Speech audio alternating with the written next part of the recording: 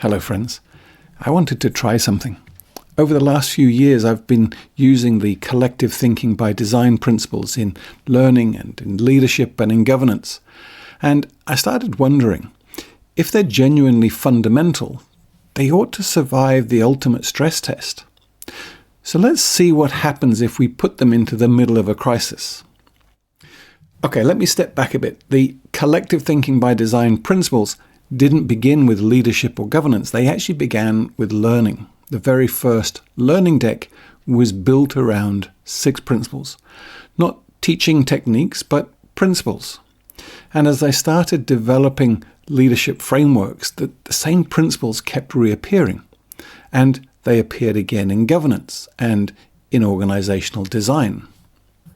Every time I looked at a different challenge, they seemed to explain why some groups think well together and others less so.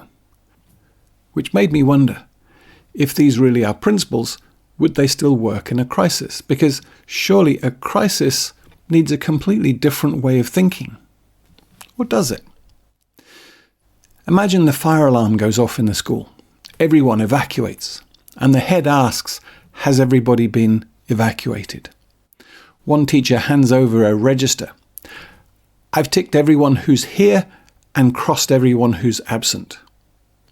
Now that's accurate, but now the head has to think, who is absent this morning?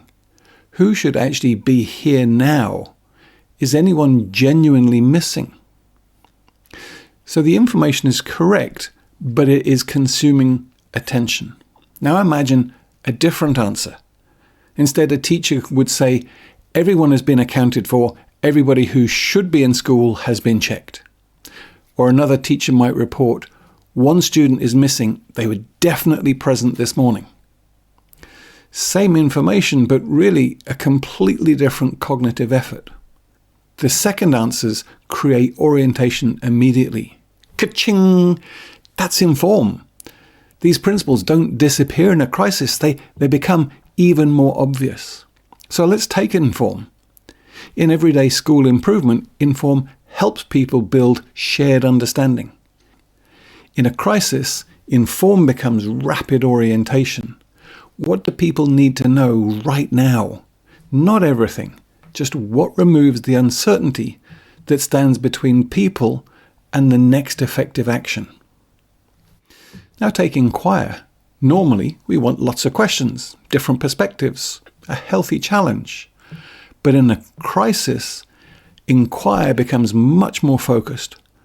What's the one thing that we still don't know that prevents us from making the next good decision?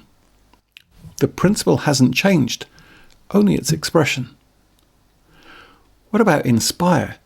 Does that also have a place? That surprised me a little. I thought inspiration might not have a place during an emergency, but it most certainly does. People don't suddenly stop needing leadership. They need confidence, not false reassurance. Not someone saying, oh, everything will be fine. They need confidence that someone is thinking clearly. There's a plan, that people understand the plan, and that if new information emerges, the plan will adapt. Strong leadership isn't pretending to have every answer. It's giving people confidence that decisions are being made thoughtfully, and that the organization can respond as the reality changes. In school development, I've talked about how Inspire is expanding the space of possibilities, but in a crisis, that's fundamentally about preventing people collapsing into helplessness, confidence without certainty. And there's Enjoy. And remember, this is probably the principle that gets misunderstood most often. Enjoy has never meant making things entertaining. It's about creating the conditions where people don't have to waste attention protecting themselves. In a crisis, trust becomes everything. Can I speak up? Can I report bad news? Can I question a decision? Can I challenge somebody senior? Think about aviation. A co-pilot trusts the captain, but still verifies. Trust and verification aren't opposites. They're part of the same well-designed system. People think best when they aren't protecting themselves. Engage changes too. In everyday improvement, we want broad participation. In a crisis, we want coordinated participation. Everyone knows their role. Everyone knows what they're contributing. Attention moves into purposeful action. And finally, empower. Empower doesn't suddenly mean that everybody does whatever they want. It means that people know exactly what decisions they own. They know when to act. They know when to escalate. Authority becomes clear instead of centralized. So here's what I found fascinating. The principles never changed, not once. Learning, leadership, governance, and even crisis response. The questions stayed exactly the same. What do people need to know? What do we still need to understand? How do we maintain confidence in direction? How do we create trust so that attention isn't wasted on self-protection?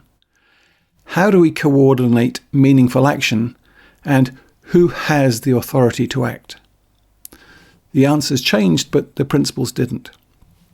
And perhaps that's the real test of a principle.